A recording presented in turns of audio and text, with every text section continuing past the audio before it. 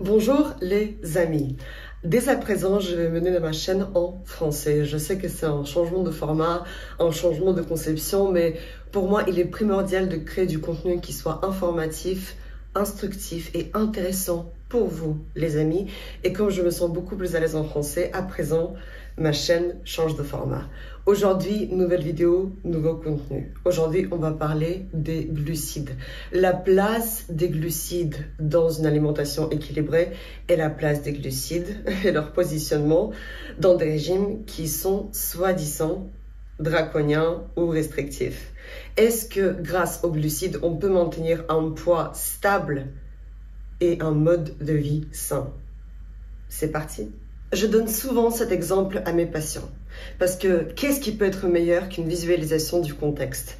Et bien évidemment, avoir l'image concrète et précise de ce que c'est l'équilibre alimentaire et le rôle des macronutriments. Imaginez un chantier, une construction. Vous devez construire une maison qui soit solide et qui soit durable dans le temps pour qu'elle tienne. Bien évidemment, la maison se construit avec les briques. C'est la matière structurale de votre maison. C'est la base, c'est la carcasse de votre maison. Ces briques est par définition la matière structurale de votre corps. Il s'avère donc votre maison, ce sont les protéines. Ce sont des blocs de construction qui permettent de tenir cette carcasse et qui sont responsables, bien évidemment, de la structure de votre corps. Il s'avère que les protéines ont un rôle hyper important dans la structuration de votre corps. Les muscles, les ligaments, tout est composé des acides aminés qui sont des petites fractions de protéines qui sont la matière structurale de votre corps. Qu'est-ce qu'il faut pour que les briques tiennent entre elles? Bien évidemment, le ciment. Le ciment doit être de bonne qualité et doit scier entre lui les briques. Ce rôle s'applique aux lipides. Les lipides, c'est la balance hormonale de notre corps qui régule la thermogénèse et qui est responsable de toutes les membranes cellulaires de notre organisme. La cellule eucaryote, par définition, a une double couche lipidique, donc toute la barrière supérieure de nos cellules est composée de lipides. Et bien évidemment, la maison ne va pas se construire par elle-même. Il faut des travailleurs, des constructeurs. Donc l'énergie de la construction de votre maison. Et cette énergie, les travailleurs, ce sont les glucides. Il s'avère que le rôle principal et primordial des glucides est de fournir l'énergie à notre organisme qui va être stocké sous forme de glycogène. Ça va être le stock de carburant, de l'essence de votre voiture. Bien évidemment, quand on n'a pas assez de stock de glucides, l'organisme va puiser dans des réserves de lipides, d'où vient la perte de poids, et puis des protéines. Il est d'autant plus important, par exemple, pour les sportifs, d'avoir un stock de glycogène qui est élevé pour puiser l'énergie de ce stock et avoir le punch durant les entraînements. Ok. On a posé les bases. Les briques, donc la matière structurale de votre maison, ce sont les protéines. Le ciment, ce qui scie ces briques entre elles, ce sont les lipides, la balance hormonale et la structure de la barrière des cellules. Et tertio, bien évidemment, l'énergie, soit les travailleurs qui sont responsables de la construction de la maison. Imaginez, visualisez que les protéines sont de mauvaise qualité, il s'agit de protéines qui sont ultra transformées, qui sont de mauvaise qualité et qui n'ont pas la contenance des acides aminés essentiels. Car le plus important à savoir dans le concept global de la compréhension des protéines, c'est qu'il existe des acides aminés qui sont essentiels, qui ne sont pas synthétisés par notre organisme, donc ils doivent être apportés de manière exogène à notre corps, soit via l'alimentation. Si les protéines qu'on consomme n'ont pas d'acides aminés essentiels, ils sont de mauvaise qualité. Suite, les lipides, si ce sont des AGS, donc acides gras ultra transformés et saturés, bien évidemment qu'ils ne vont pas coller les briques entre elles. Il faut des lipides de bonne qualité, AGMI, AGPI. Si vous voulez, je pourrais faire une vidéo complètement à part par rapport à la qualité des lipides et je suis persuadée que cela pourrait vous illustrer d'une manière beaucoup plus ciblée sur la qualité et vos choix que vous pouvez faire dans vos lipides. Et bien évidemment les glucides. Si les travailleurs ont par exemple la gueule de bois ou qu'ils sont fatigués, bien évidemment qu'ils vont construire la maison de manière pas aussi productive que quand ils sont en pleine énergie. Donc choisissez des glucides qui sont de bonne qualité en maintenant la balance entre les glucides simples et les glucides complexes. Par ailleurs, petit aparté, saviez-vous que notre cerveau, qui est l'organe bien évidemment l'un des plus importants de notre corps et qui régule tous les mécanismes psychologiques, physiologiques et cognitifs, est un organe glucodépendant? Qu'est-ce que cela veut dire? Cela veut dire que le cerveau fonctionne et son ultime carburant, ce sont les glucides simples. Donc la forme de déconstruction de tous les glucides complexes, c'est le glucose et le fructose. Notre cerveau fonctionne uniquement avec les glucides. C'est la raison d'ailleurs pour laquelle, lors des examens par exemple, vous avez ce craving de consommer quelque chose de très sucré. C'est pas pour avoir un pic d'hyperglycémie, par exemple, non. C'est pour alimenter et carburer votre cerveau. Ok, passons à nos zéros de la vidéo, les pâtes. Les pâtes sont souvent diabolisées dans des régimes qui sont dits draconiens parce qu'apparemment, elles sont propices à la prise de poids. Dans la vie, et surtout dans la nutrition, la notion de balance et d'équilibre est primordiale. Qu'est-ce que c'est la perte de poids? Imaginez une balance. D'un côté, vous avez vos consommations, donc ce que vous consommez en termes de calories. De l'autre côté, vous avez les dépenses.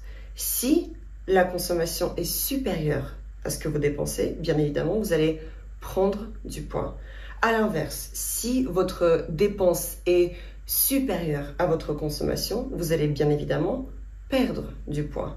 Que ce soit des pâtes, que ce soit un gâteau, que ce soit des bonbons, que ce soit une baguette ou un croissant, n'importe. Le plus important à comprendre, c'est qu'il n'existe pas d'aliments qui font prendre du poids. Bien évidemment, il existe des aliments qui sont très faibles en calories, comme par exemple le céleri, le concombre, les champignons et plein d'autres, mais le plus important à comprendre, c'est que les calories que vous consommez d'une baguette sont les mêmes en termes de quantité que vous consommez par exemple de pâtes ou de viande. La qualité de cet apport calorique ne va pas être la même, mais en termes de quantité et de nombre de calories que vous consommez, elle sera la même.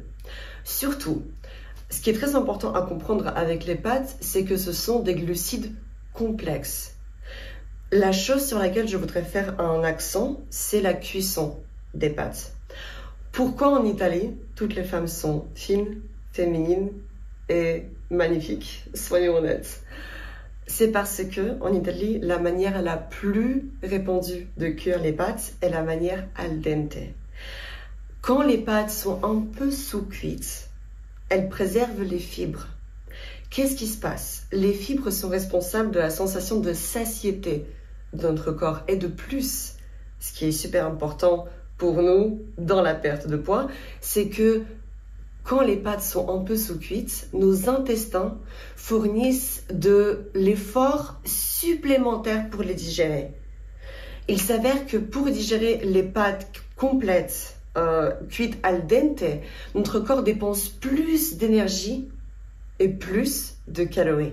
Donc c'est comme si on mangeait et on dépensait de l'énergie pour digérer ce qu'on a mangé en perdant de l'énergie et donc du poids, parce que les calories, par définition, ce sont l'énergie. Donc, préférez une cuisson al dente. Pourquoi les pâtes sont diabolisées? C'est pas les pâtes, les amis, ce sont les sauces. Le beurre, la crème, le fromage, la quantité de sauce qui agissent comme un enrichissement du plat des pâtes. Préférez des sauces simples parce que la vie est dans la simplicité. Sauce tomate maison, sauce au basilic, juste avec de l'ail et de l'huile d'olive. Les pâtes peuvent être excellentes, faites maison avec une sauce qui soit simplissime. Last but not least, parlons de l'index glycémique. Qu'est-ce que c'est? L'index glycémique est la concentration de glucose dans le sang. La molécule de glucose est la molécule finale de dégradation de tous les glucides complexes. C'est la molécule qui est responsable de la formation de l'énergie à notre corps et à notre cerveau. Comme je n'arrête pas de le dire depuis le début de la vidéo, la vie consiste dans l'équilibre. Donc par exemple, si vous consommez un aliment qui est riche en glucose, soit qui est riche en sucres qui sont rapides, comme par exemple bonbons, chocolat, biscuits, aliments ultra transformés riches en glucose et en sucre simple, votre index glycémique va augmenter, ce qui va créer un pic de glycémie, ce qu'on appelle une hyperglycémie. Mais comme notre corps est beaucoup plus intelligent que nous et qui va s'autoréguler lui-même, après ce pic, bien évidemment, il va avoir une rechute, ce qui va induire une hypoglycémie. Une hypoglycémie peut se caractériser par un coup de fatigue, coup de barre, comme on peut l'appeler aussi communément dans le langage vulgarisé. Et bien évidemment, cette hypoglycémie va induire une sensation de faim. Pourquoi les féculents complexes sont très intéressants pour éviter ces hypoglycémies? Le fait est que, dû à la présence de fibres et un index glycémique comme pour les pâtes par exemple, qui est de 45, qui est un IG, index glycémique moyen, ça va maintenir une stabilité de notre index glycémique, ce qui ne va pas induire des sauts de glycémie, mais va maintenir une stabilité, ce qui va jouer sur le rôle de la satiété et va éviter les coups de barre et va éviter tout ce qui est sensation de déconcentration et de disconfort suite à l'ingestion de tel ou tel aliment. Pour récapituler, le plus important est de comprendre que notre corps fonctionne à son propre rythme. Il s'autorégule mieux que notre cerveau peut le visualiser. Notre corps est plus intelligent que nous. C'est pour ça que nous devons le traiter de la manière dont il le mérite. Les protéines de bonne qualité, qui sont responsables de la construction et des briques et de la matière solide de notre maison. Lipides de bonne qualité. Il s'avère donc pas de AGS, mais surtout des lipides qui apportent des oméga 3, des oméga 6 et qui sont propices à la colle entre les briques. Glucides, complexes et simples, mais simples au bon moment de la journée. Je vais faire une vidéo à propos de ça. Complexes tout au long de la journée pour jouer sur la sensation de la satiété. Les pâtes, à titre d'exemple, ça pourrait être le riz, ça pourrait être les quinoa, ça pourrait être le porridge, les flocons d'avoine, je ne sais quoi, mais le plus important dans les pâtes et dans les glucides complexes, c'est que c'est un excellent aliment pour jouer sur la satiété, pour jouer sur un index glycémique moyen, soit sur la stabilité du taux de sucre dans notre sang, et bien évidemment, la notion de plaisir, car tout aliment que l'on ingère doit nous apporter du plaisir.